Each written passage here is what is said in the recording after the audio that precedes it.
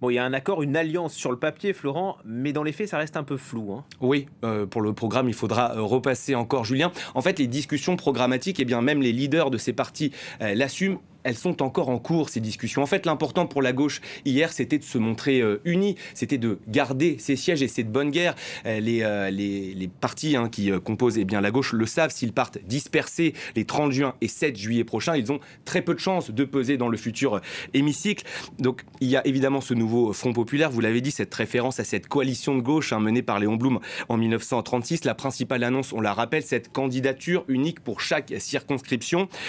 Sauf que le Parti socialiste et notamment Raphaël Glucksmann, il pose des conditions. En fait, tout ça, il faut le voir dans le contexte du rapport de force qui est issu des élections européennes. On rappelle la présidentielle 2022, Jean-Luc Mélenchon arrive très très largement en tête des forces de gauche, 18% notamment au premier tour de la présidentielle, quand le Parti socialiste culminait à moins de 2%, on s'en souvient, avec Anne Hidalgo. Sauf que dimanche dernier, Raphaël Glucksmann a fait 13% aux européennes.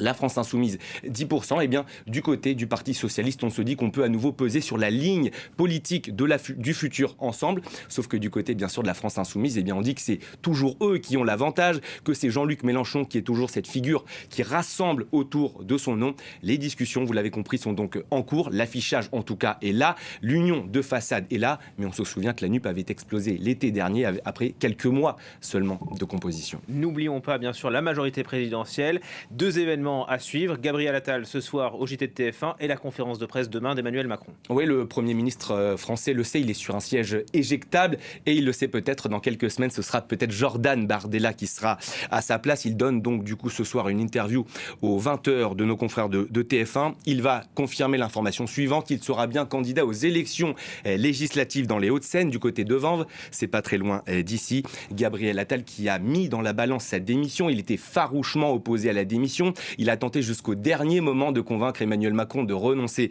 à ce projet. En vain, donc, le président de la République, et vous l'avez dit, qui devait s'exprimer aujourd'hui. Finalement, ce sera demain, on nous dit vers 11h.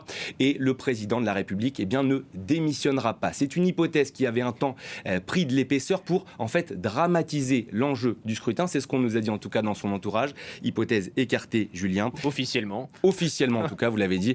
Avec le président de la République, on n'est pas à une surprise. On n'est pas à l'abri. Prêt, exactement, mais il peut s'inquiéter. On parlait de cette alliance à gauche, alliance à sa droite également. Lui compte sur un réveil républicain, mais au vu de son niveau de détestation dans le pays, on peut assurer que c'est un pari risqué. Pas d'alliance à l'extrême droite, visiblement, puisque Marion Maréchal, à l'instant, déplore un changement de position du Rassemblement national, qui refuse, selon elle, le principe d'un accord entre Reconquête et le RN. Merci beaucoup, Florent Renaud, pour ces explications.